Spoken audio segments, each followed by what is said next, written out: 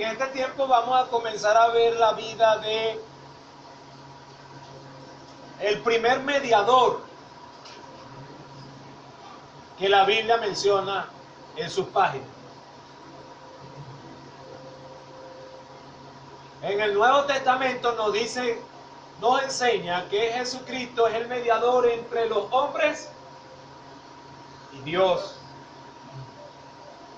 Pero en el Antiguo Testamento nos enseña de la vida de el primer mediador, legislador, libertador del pueblo de Israel. La enseñanza de la vida de Moisés es muy importante porque es bueno que usted sepa, las páginas de la Biblia mencionan muchos personajes, pero hay 3 personajes en toda la Biblia que son los que se mencionan muchas más veces.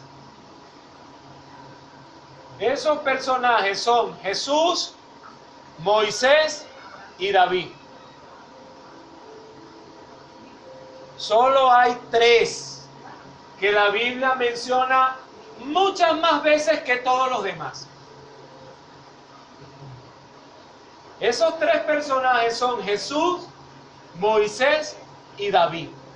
Esos 3 nombres son los 3 nombres de personajes más mencionados en toda la Biblia.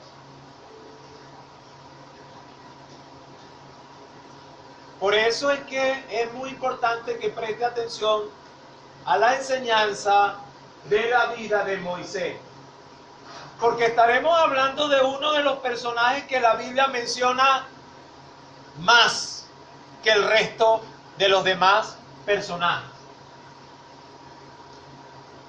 Personajes que tienen una gran importancia, su vida, su andar, su peregrinaje, su proceder, su pensamiento, la manera en que caminaron, en este caso, Moisés. El libertador Moisés, el legislador Moisés, el mediador Moisés. Creo que nos deleitaremos en el aprendizaje de la vida de este hombre, Moisés. Vale la pena observar la vida de Moisés y observarla bien, ¿sabe? Y cuando yo digo bien, me refiero a meditar con profundidad lo que la Biblia nos enseñe acerca de Moisés. Meditarlo con profundidad. No es bueno que lo que aquí hablemos de la Escritura acerca de la manera en que Moisés vivió, no es bueno que a cualquiera de los que está aquí le entre por aquí y le salga por aquí. No es bueno. Ser oidor, olvidadizo, delante de Dios no vale de nada. Ser hacedor de la enseñanza y de la ley de Dios es lo que a Dios le agrada del hombre que le busca. Si usted dice que sabe, pero no obedece lo que dice que sabe, usted no le agrada a Dios. No, yo sé eso. Yo sé que la Biblia dice eso, pero usted no hace lo que usted mismo está diciendo que sabe, que la Biblia dice, usted tiene un problema grave con el Señor, ¿sabe? Porque usted podría ser tomado delante de Dios como un rebelde, sin causa. A Dios le agrada el hombre que lo oye, lo ama y lo obedece. La manera en que los cristianos muestran que aman a Dios es obedeciendo a Dios. No hay otra manera de mostrar que amamos a Dios. La única manera que tienes y que tengo para mostrar que amas a Dios y le has conocido es obedeciendo a Dios. Y obedeciéndolo en todo, no en algunas cosas sí y otras no. Y algunos dirán, es que es muy difícil obedecer a Dios. Miren, náguara, es que, ¿quién va? Eso es muy difícil, obedecer a Dios, náguara. Quien diga esas cosas, no tiene al Espíritu Santo de Dios morando en su corazón dentro de él. ¿Crees tú que eres más sabio que Dios? ¿Crees tú, criatura creada, que eres más inteligente que el Creador divino que te formó? Él ha dotado a los creyentes de la capacidad de obedecer sus mandamientos. Los ha dotado de tal manera que ha hecho lo correcto, que encontró la fórmula apropiada y correcta para en la persona del Espíritu Santo venir, meterse dentro del creyente en su corazón y facultarlo para obedecerlo a él mismo. Dios jamás pediría de ninguna criatura que él mismo creó que le obedecieran si no fuera posible. Si Dios demanda de sus criaturas, de su creación, obediencia, compromiso, verdad y amor, es porque Él mismo te faculta de tales cosas y atributos que provienen de Él para que le sigas, para que te consagres a Él, para que lo ames.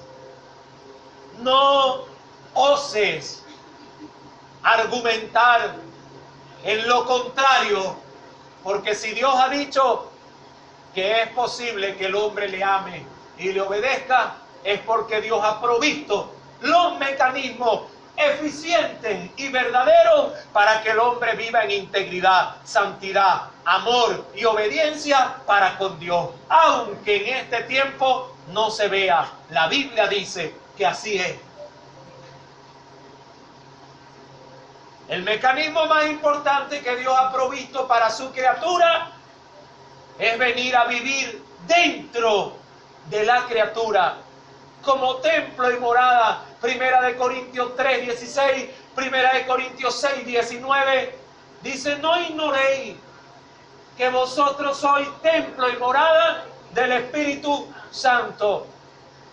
Y el Espíritu Santo es Dios mismo viviendo dentro del corazón del hombre, conduciéndolo, guiándolo, santificándolo, para que el hombre agrade y tenga comunión con Dios. Así vivieron nuestros antiguos hermanos, los cuales perecieron en la fe, de los cuales hoy es menester hablar de la vida de Moisés. Así vivió aquel varón.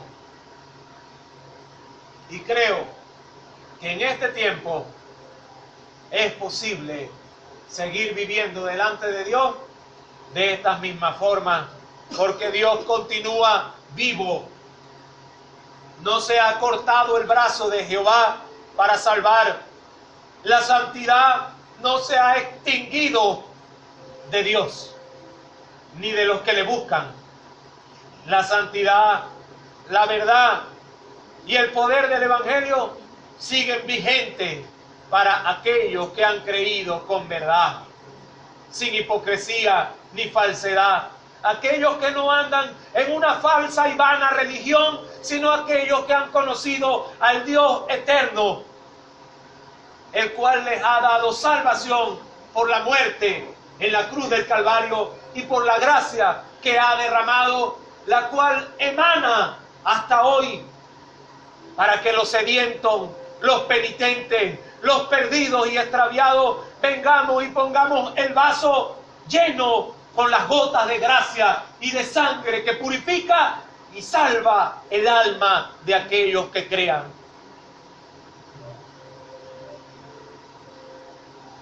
Datos familiares de la vida de Moisés.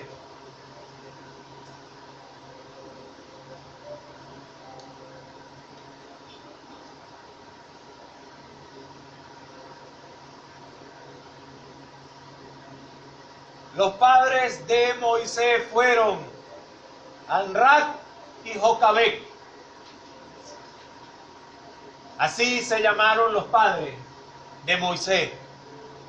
Amram y Jocabed. Éxodo 6:20 lo dice. Allí pueden acudir al texto y les va a mencionar que Amram y Jocabed fueron sus padres. Por cierto, no eran cualquier clase de padres. Los dos eran descendientes de la tribu de Leví. Tanto Amram como Jocabed eran descendientes de la tribu de Leví. Una de las tribus que al ser redimidos cuando Leví era una persona, ¿sabe? Era un hombre llamado Leví. No era un pueblo ni una ciudad. Era un hombre que se llamaba Leví. Los nombres de los judíos y de los hebreos no se parecen mucho a los nombres de nosotros, los suramericanos o latinoamericanos o el mundo oriental. Nosotros pertenecemos al mundo, occidental. Ellos pertenecen al mundo oriental. Los nombres de nosotros es Pedro, Marta, María, José, Juan, Josefina. Gloria a Dios por todas las Josefinas.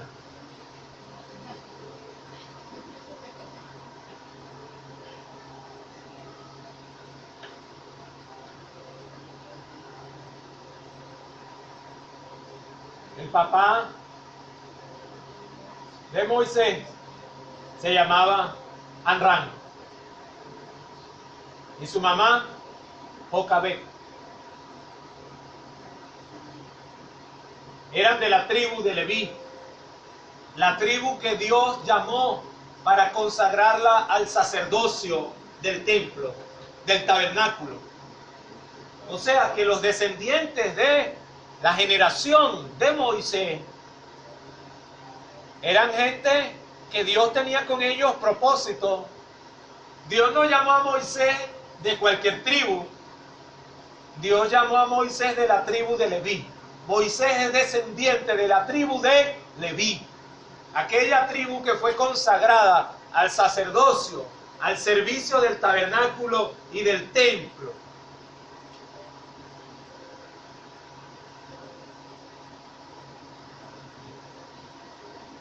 Ustedes pueden ver que él era de la tribu de Leví, porque en Éxodo capítulo 2, versículo 1 lo dice. Los que quieran confirmar.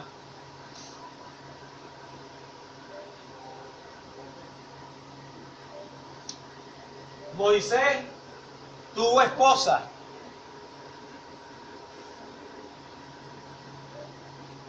Fue casado. Sin embargo, con esposa y todo, no hubo excusa para servirle a Dios. Porque una de las cosas que en este tiempo a mí como pastor me tiene muy preocupado, pero muy preocupado, una de las cosas en las que yo veo que el evangelio de este tiempo se ha distorsionado, es que los varones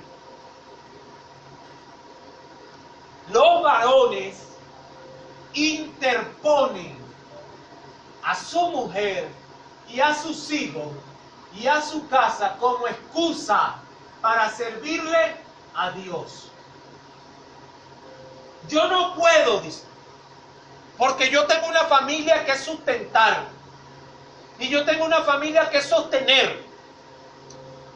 Y se ponen bíblicos, ¿sabes? Sí, porque el Señor nos dice que el que no provee para su casa es peor que el incrédulo y ha negado la fe, y que yo soy el proveedor y yo soy el sacerdote y yo tengo que proveerle a mi mujer y a mis hijos. Por eso no puedo servirle a Dios, porque yo tengo que andar trabajando para buscar a mi esposa y a mis hijos la comidita, porque yo soy el sostén de mi hogar.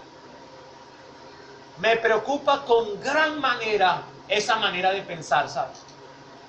Porque cuando la Biblia dice eso, no se refiere a esa excusa que hoy muchos están interponiendo. Porque si eso fuera así, si eso significara eso, entonces quiere decir que todos los que tengan mujer y hijos, Dios no los puede llamar para servirles, porque ¿cómo? Entonces no habrían pastores, no habrían maestros, no habrían evangelistas, no habrían. Porque la mayoría de los pastores tenemos mujer y hijos. Entonces quiere decir que porque yo tenga mujer y hijos, si Dios me llama y quiere instituirme en el servicio de entregarle mi vida en su obra, yo no puedo. Porque la Biblia dice que yo tengo que proveer, que el que no provee para su familia es peor que un incrédulo y ha negado la fe. No significa eso. El llamado de Dios está por encima de todas las otras cosas. Y en el llamado de Dios, Él te proveerá para que sustenten a tu esposa y a tus hijos, y no padecerá. No seamos sinvergüenza ni manipuladores nosotros los varones, que Dios llama. Porque Dios llama a varones a servirle con familia o sin familia, para que le entreguen su vida al servicio de su obra, de la fe, del evangelio. Pero veo la escena de hoy, algo ha cambiado, algo cambió en los hogares. Y muchas de las mujeres que están en los hogares cristianos, ¡epa! Aquí no hay nada. ¿Qué vamos a hacer? Y los zapatos ya se rompieron. Y no hay aquello y no hay lo otro. Y parece más bien que incitaran a sus maridos a que salgan a la calle a buscar dinero para poder estar bien. Pero veo muy pocas mujeres en los hogares cristianos diciendo: ven, esposo, ven acá. Vamos a arrodillarnos aquí tú y yo, vamos a clamarle al Señor, vamos a rogar que las provisiones lleguen. Busquémosle, vamos a leer la Biblia, vamos a esperar, vamos a soportar. Alguna idea nos va a dar el Señor, algo hará Él por nosotros. No veo esa escena de Saraí, Sara. No veo la escena de de Séfora, que fue la mujer de Moisés. Y Moisés le sirvió a Dios mucho más que cualquiera de los que estamos aquí. Pero tenía una señora que se llamaba Séfora. ¿Es que acaso Séfora no comía? ¿Es que acaso Séfora no se vestía? Ah, pastor, pero tuvo esposa nada más. No tuvo hijos. Entérese hoy por la Biblia si tuvo hijos, ¿sabe? Y algunos dicen: no, porque para mí mis hijos son lo más importante. Primero mis hijos y después lo demás. Cuando a mí mis hijos me piden algo y viene mi niñita o mi niñito, ¿verdad? Mamá, papá, cómprame una galleta. Mamá, no hay queso.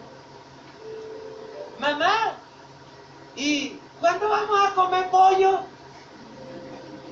No, cuando a mí mi hija o mi hijo me dice eso, mire, a mí, yo tengo que hacer algo. yo tengo que salir, yo tengo que buscar, yo no puedo, ¿cómo voy a permitir que mi hijo, mi hija, lo que a mí más me duele en esta vida, me estén pidiendo pollito? Y yo, que soy su padre, su madre, yo no tenga para comprarle el pollito, o la galletita, o el quesito, o la mantequillita a mi hijo. No, no puede ser. Eso a mí me duele mucho. Sí, y andan como locos. ¿Por qué? Porque hay que comer. Y los hijitos que están en la casa demandan y piden. ¿Sí o no? Y como muchos de nosotros éramos unos sinvergüenza cuando no conocíamos al Señor y decíamos que nos gustaba comer bueno, no, es que a mí me gusta, les enseñamos esas cosas a nuestros hijos. Y ahora que hemos conocido al Señor y sabemos que no es así, que hay que andar con humildad, que hay que esperar, que hay que recibir todo lo que Dios nos dé y darle gloria a Dios, ahora no hallamos a dónde meter la cara, porque el muchacho al que nosotros le enseñamos que había que comer bueno, ahora nos demanda y nos pide. ¿Y qué pasó, pues? ¿Y hasta cuándo vamos a comer lentejas? No quiero pollo, carne. Y nosotros sabemos que fuimos nosotros los que le enseñamos esas cosas a nuestros hijos. Y ahora no hallamos cómo hacer para resarcir la enseñanza que les metimos en la cabeza. Por ende, tenemos que salir por ahí a ver qué resolvemos para que lleguen los soberanos, dicen ellos, ¿eh? Moisés tuvo 2 hijos. Éxodo 2:21, allí menciona a Séfora, la esposa de Moisés. Qué afortunada Séfora. Ser la esposa de Moisés, el legislador de Israel, el primer mediador del pueblo de Israel. Moisés. ¿Cuánto privilegio tuvo Séfora de ser la esposa de este varón?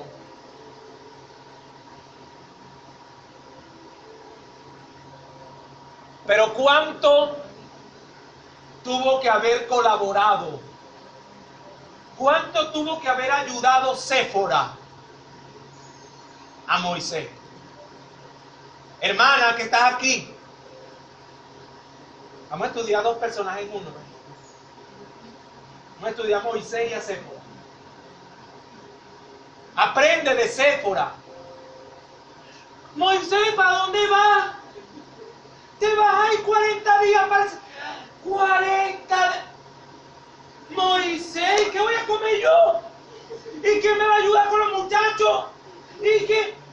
40 días en el Sinaí, Moisés. No, ¿dónde estará Moisés? No ha llegado Moisés. Ay, ¿y ahora quién me va? ¿Qué pasó, pues? ¿Qué nos pasó? ¿Qué pasó a los evangélicos de este tiempo? ¿Por qué el evangelio ahora es así? ¿Por qué Séfora no pensaba como piensa usted, hermana, que está aquí? O amiga, que está aquí. ¿Por qué Moisés no pensaba como piensa usted, varón, que está aquí, hermano, que está aquí? ¿Qué nos pasó? ¿De qué nos minaron la mente?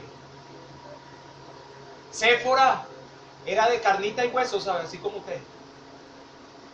Es más, usted le va ganando a Séfora.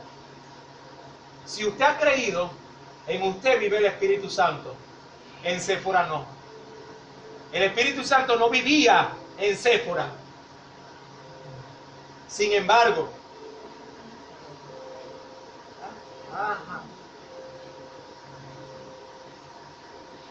ya anda de medio, cuidado. Sin embargo, Séfora jamás fue impedimento. Séfora jamás fue estorbo Séfora jamás presionó a su marido para que le saliera a buscar un cabrito o un corderito o leche o pancito. Séfora aceptó que Dios había llamado a su esposo. Lo apoyó, lo ayudó, lo acompañó. Vamos a echar una meditadita aquí. ¿Cuánto tiempo? Ahí está el señor Moreno. De una vuelta. ¿Cuánto tiempo caminó el pueblo de Israel en el desierto?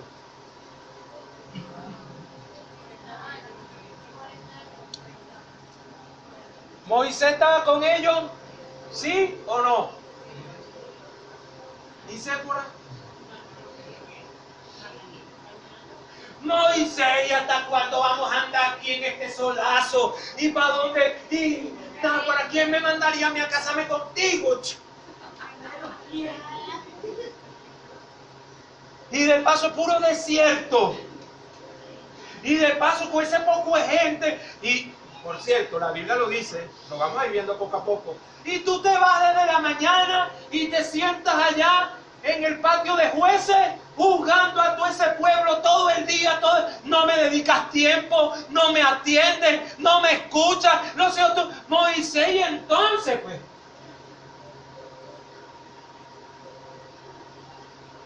¿Cómo era el amor de Séfora para con Moisés?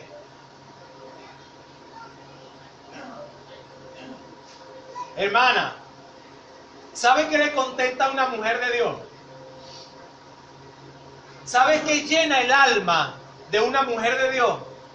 Saber que su esposo y su marido le está entregando su vida a Dios.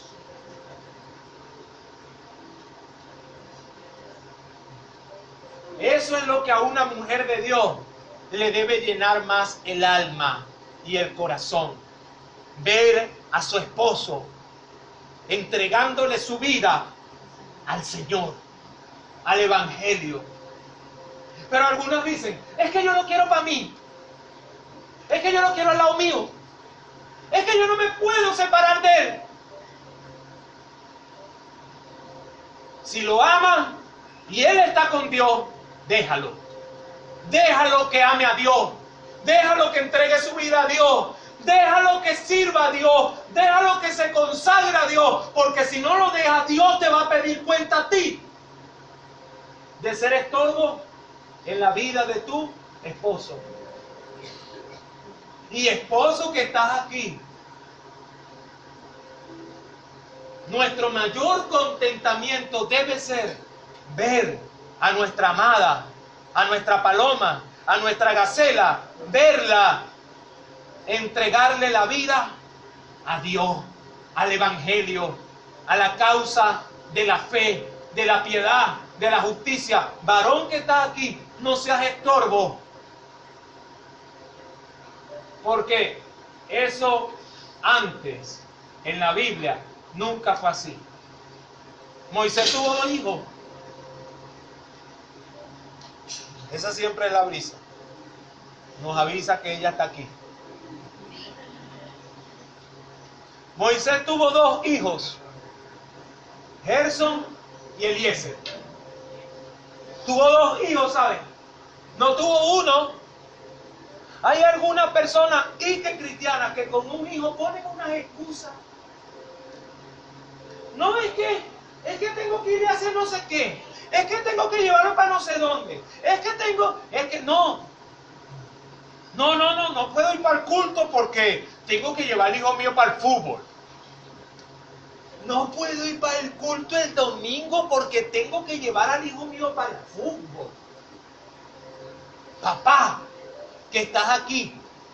¿Y en qué momento el fútbol se convirtió en algo más importante que Cristo? Ah, por supuesto, en el corazón de los que no conocen a Dios, cualquier cosa es más importante que Dios.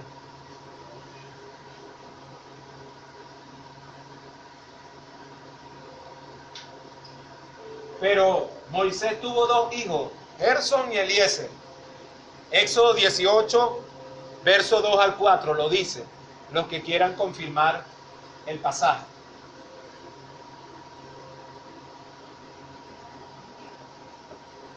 ¿Dónde está la otra silla blanca de esta?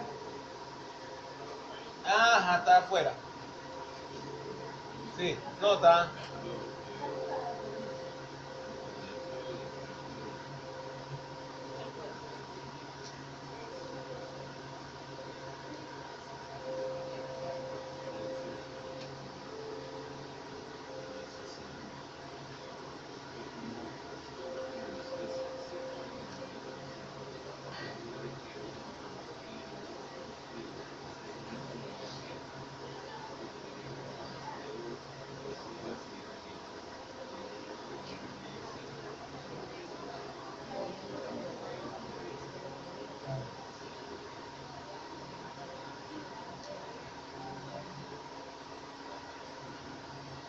¿Qué significaba el nombre de Moisés?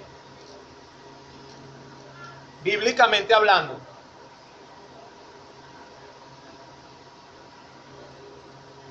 ¿Alguien lo sabe?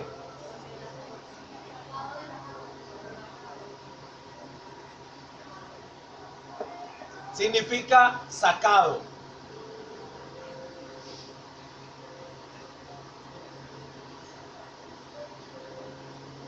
Sacado.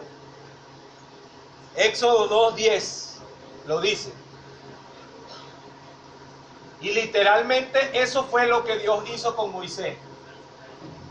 No solamente lo sacó de las aguas, lo sacó de muchas cosas más, ¿sabes? Y a medida que vayamos estudiando la palabra, nos vamos a dar cuenta de dónde el Señor sacó y cómo el Señor sacó a Moisés. Moisés también tenía hermanos. Tenía dos que la Biblia menciona. Y si la Biblia me menciona a dos, yo me quedo con la conclusión de que son dos. Algunos estudiosos dicen que pudieron haber sido muchos otros, pero la Biblia menciona solo dos. Menciona a Aarón, que se encuentra en Éxodo 2:1, y menciona a María o Miriam. Y podemos ver la mención de los dos como tal en el libro de Números. Números 12. Números capítulo 12. Nos habla de Miriam y Aarón. María y Aarón, hermanos de Moisés. Bien, hemos abordado algunos datos familiares de Moisés. ¿Cómo se llamó el papá y la mamá?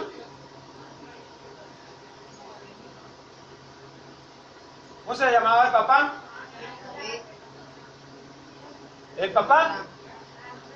¿Y la mamá? ¿Los hermanos? ¿Los hijos? Estamos aprendiendo algo, ¿verdad? Acerca de Moisés. Tuvo familia, que es una de las cosas que quiero enfatizar en gran manera en esta mañana. Porque estoy viendo en la iglesia un panorama mundial de muchas excusas para servirle a Dios por la familia. No, es que y para los varones y para las varonas de los hogares, ahora el esposo y la esposa y los hijos son más importantes que Dios. Y hay que darles comidita a ellos y ropa y todo. Y tenerles todo al día porque ellos son más importantes que Dios. Porque Dios me dio familia. Te voy a echar un cuento. Antes de que existiera tu familia, ya Dios existía. ¿Quién fue primero? ¿Dios o tu familia? ¿Y en tu vida quién es primero? No responda. No respondas. Medite bien primero. ¿Y en tu vida quién es primero? Cada quien que encuentre su respuesta debe preguntarse, ¿por qué? Porque es primero la muchachita o el muchachito que Dios. Es más, ¿por qué tienes temor de entregarte a Dios por causa de porque crees y piensas que tu esposa y tus hijos se van a morir de hambre? ¿Por qué tienes ese temor? ¿Es que acaso Dios no te ha demostrado que es lo suficientemente poderoso para no fallar? Porque algunos sienten ese temor. Y dicen, no, ¿y cómo voy a hacer yo eso? Sí. Y cuando no haya 15, ni último, ni 10, ni 25, ni trabajito de carpintería, ni de herrería, ni tigrito.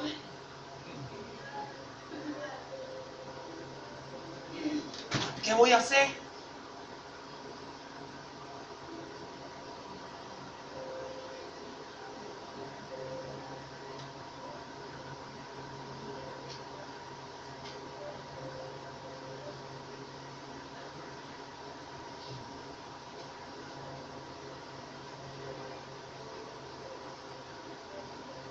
Vayamos ahora, ya vimos sus datos familiares.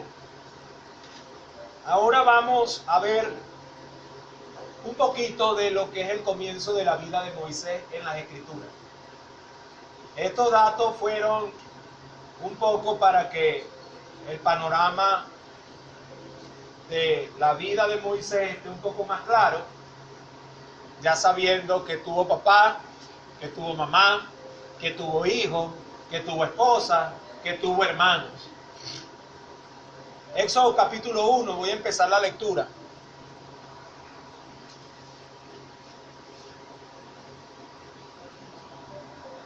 Nos dice así: estos son los nombres de los hijos de Israel que entraron en Egipto con Jacob. ¿Recuerdan a Jacob? ¿Quién es Jacob? El papá de José. Bueno, vamos aprendiendo, ¿verdad? Recuerden que José mandó a buscar, estoy leyendo Éxodo capítulo 1. Recuerden que José mandó a buscar a Jacob con sus hermanos, ya cuando José develó que él era José y los mandó a venir a Egipto a vivir en tierra de Gosén, donde allí José los sostuvo, los alimentó y les preservó la vida, haciéndoles bien y salvándolos. Y en Éxodo, eso vemos la historia en Génesis, hasta el capítulo 50, dice que muere José, todo eso, sus hermanos quedaron vivos.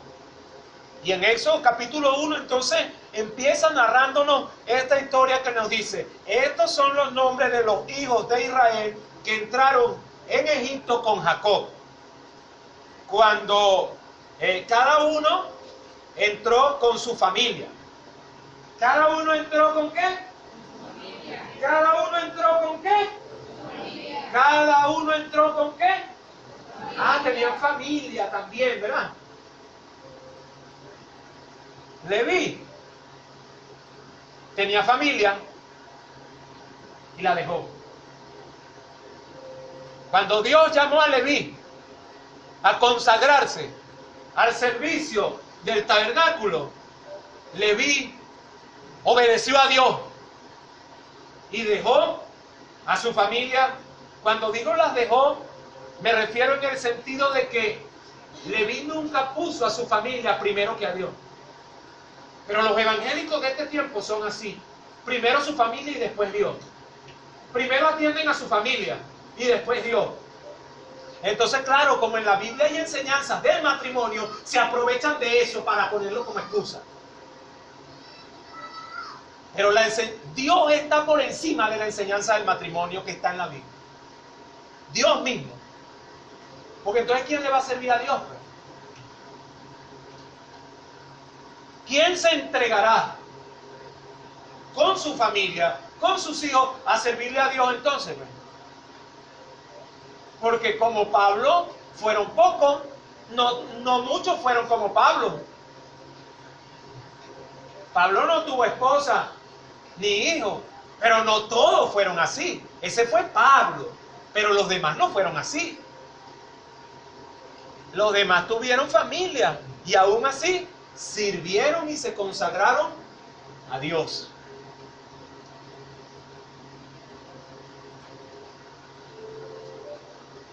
Cada uno con su familia: Rubén, Simeón, Leví, Judá, Isaacar, Zabulón, Benjamín, Dan, Neftalí, Gad y Aser.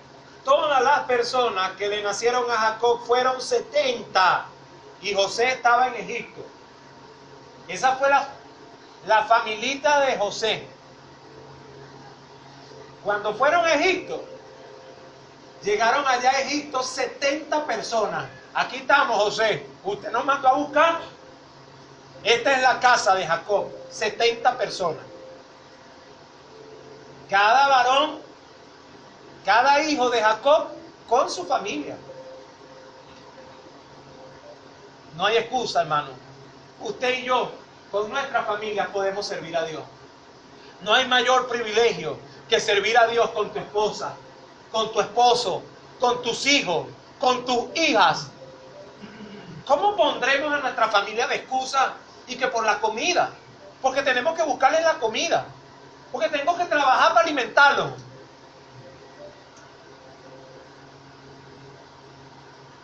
Mientras estás trabajando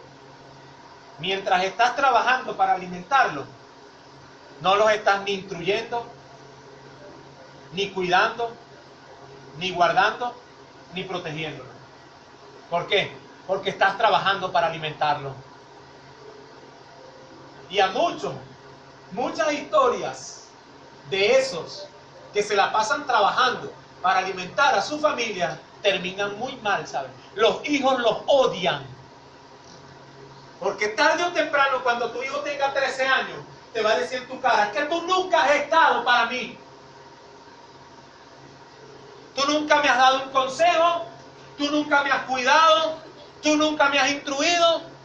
Porque tú salías a las 6 de la mañana y llegabas a las 8 de la noche trabajando para que yo tuviera comida, pero nunca cuando te necesité estuviste.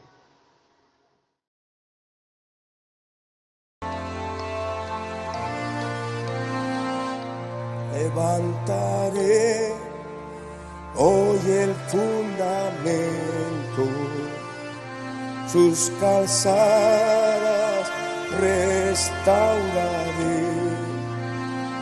Levantaré muchas generaciones y su tierra sanaré, dice el Señor.